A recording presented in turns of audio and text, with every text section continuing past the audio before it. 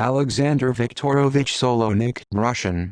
Cyrillic capital letter E, Cyrillic small letter L, Cyrillic small letter I, Cyrillic small letter K, Cyrillic small letter S, Cyrillic small letter E, combining acute accent, Cyrillic small letter EN, Cyrillic small letter T, Cyrillic small letter ER, Cyrillic capital letter V, Cyrillic small letter I, combining acute accent, Cyrillic small letter K, Cyrillic small letter T, Cyrillic small letter O, Cyrillic small letter ER, Cyrillic small letter O, Cyrillic small letter V, Cyrillic small letter I, Cyrillic small letter J, Cyrillic capital letter S, Cyrillic small letter O, Cyrillic small letter L, Cyrillic small letter O, combining acute accent, Cyrillic small letter EN, Cyrillic small letter I, Cyrillic small letter K. The 16th of October 1960, the 31st of January 1997 was a Russian gangster, known for his reputation as a notorious contract killer in the Russian criminal underworld.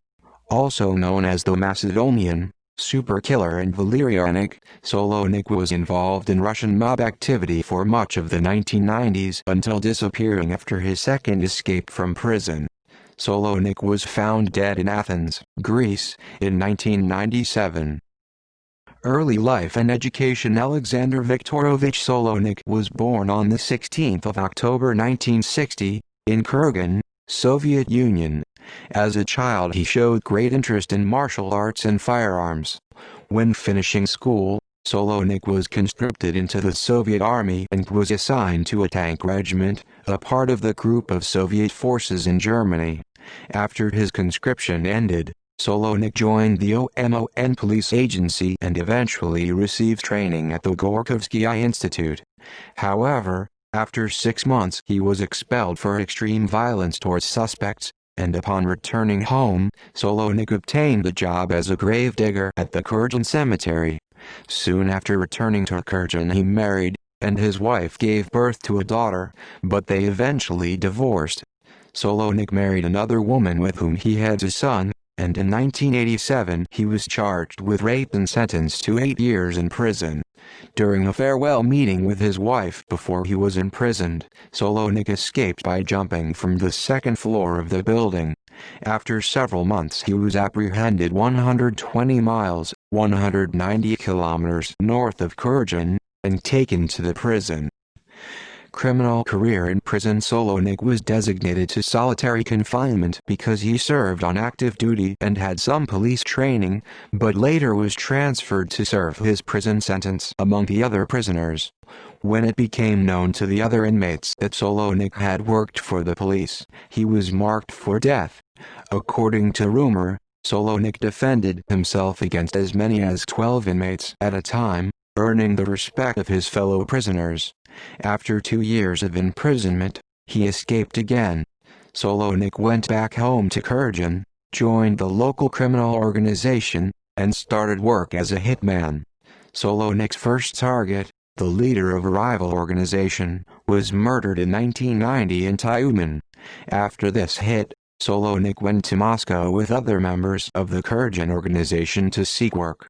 In 1992, Solonik assassinated Russian thief-in-law Viktor Nikiforov, and 6 months later he murdered another important Russian mob boss.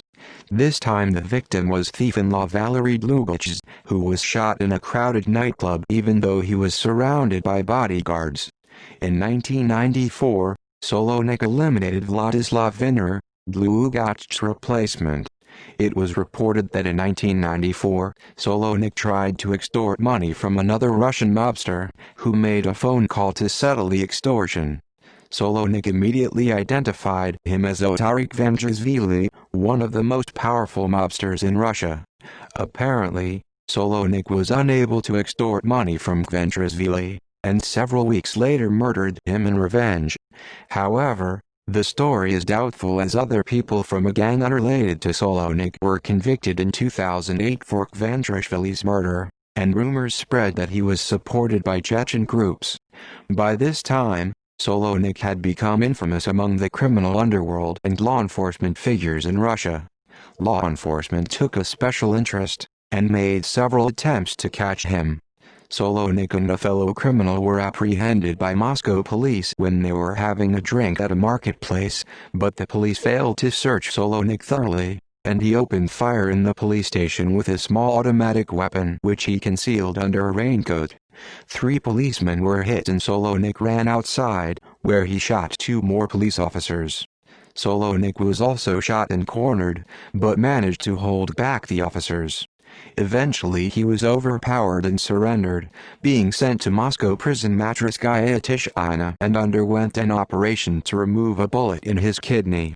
In 1995, Solonik escaped prison yet again when his jailer, Sergei Menshikov, rumored to be a mob sleeper agent, provided him with a pistol and climbing equipment.